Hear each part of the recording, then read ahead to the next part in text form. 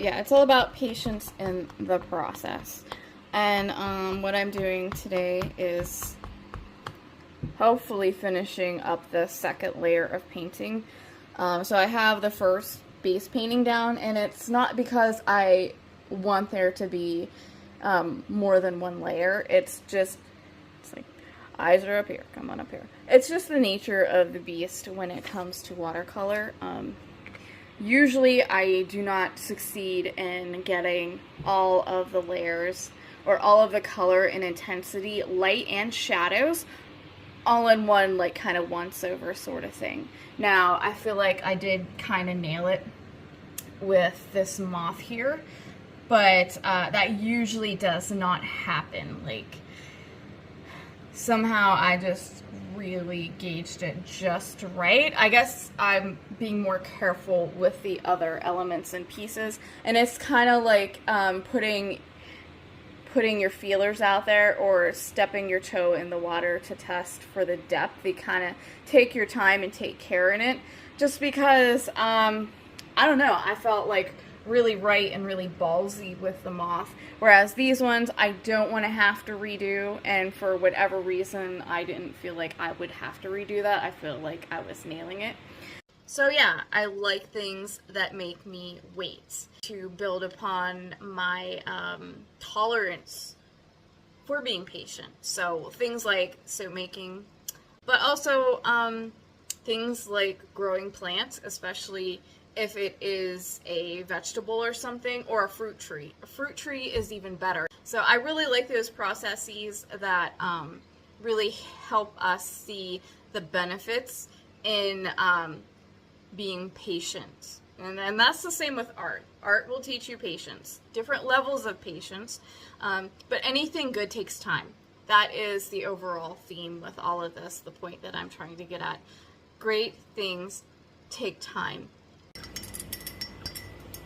So I have my different levels of intensity with the indigo over here, this being the lightest, this being medium, and this being the darkest, but I might have to add to it to make sure that I have a very, very intense indigo so that I do not have to go back and redo another layer again after this one. What I like about watercolor is that it's kind of a nice in-between as far as patience levels go.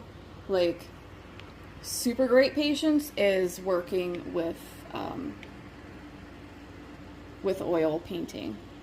I used to only exclusively do oil painting, but it's quite a kind of a fumey process. And I know that there's products out there that say odor-free, but their perception and idea of odor-free versus what I consider odor-free apparently greatly differs, because I cannot handle the product. So it's really fumey. You need adequate ventilation, and also the drying time is substantially longer.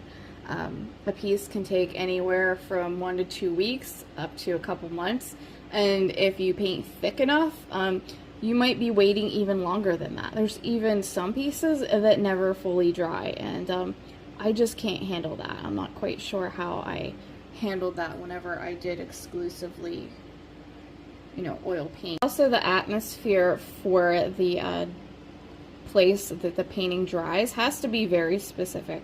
Has to be low humidity. There cannot be any dust or animal hair around, and at that time I did not have pets nor children, so I was able to control the environment so much better.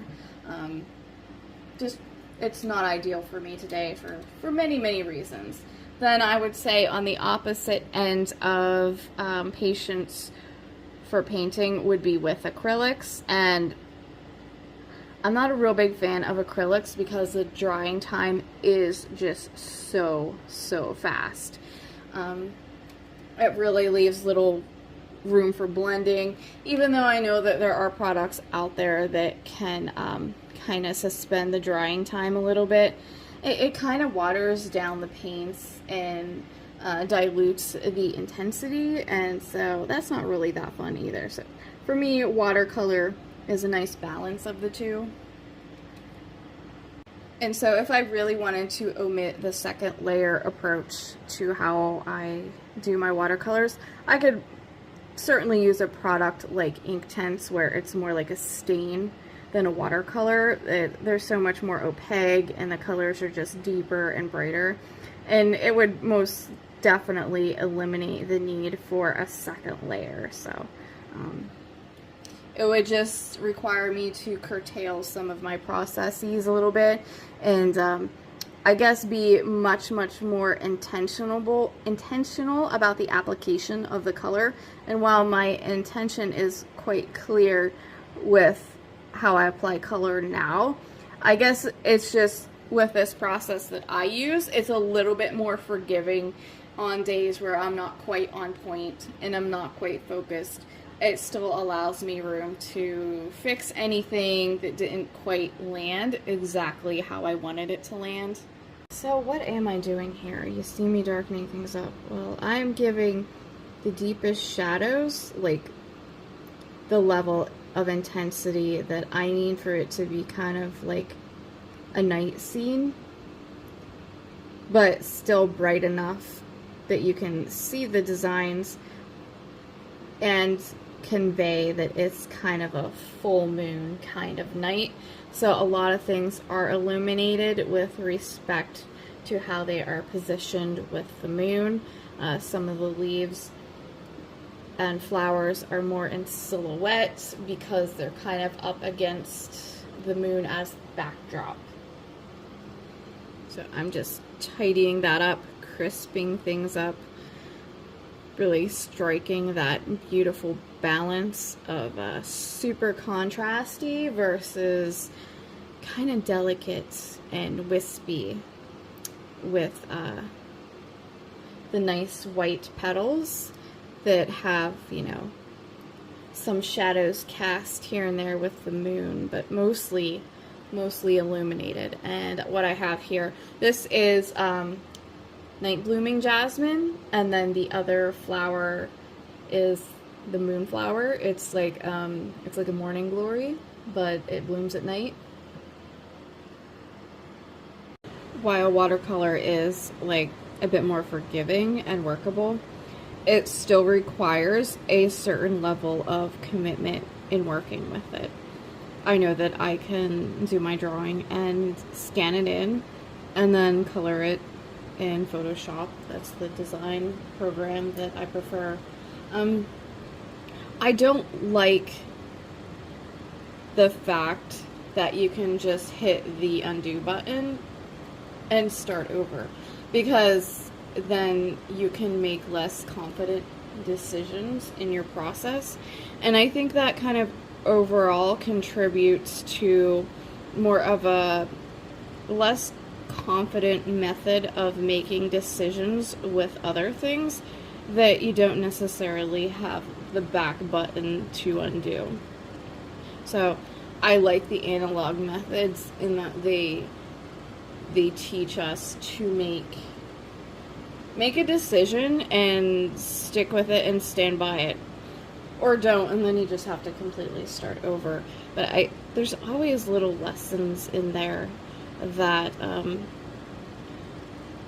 that can be taught, that are taught, that the computers and the smartphones and devices cannot teach. The smartphones and devices and programs and apps, they are teaching us that we can just quickly undo with a back button and all is forgiven, but life is not like that. And I think that you're doing yourself a major disservice if you always operate under the assumption that you have a back button, because then those people that operate in that method are completely caught off guard and are completely incapable of handling a situation where there is not a back button for. So I think you should do yourself a favor and make those decisions and operate in those spaces that don't have an easy back button. It's a good way to kind of flex that muscle of being committed to your decisions, sticking to them, And then pivoting whenever you have to pivot because there is not a back button. It really builds your creativity muscle in problem solving. And I love solving problems. It really tickles my fancy. It's something that I live for. Check out that dimension on that flower. Gorgeous.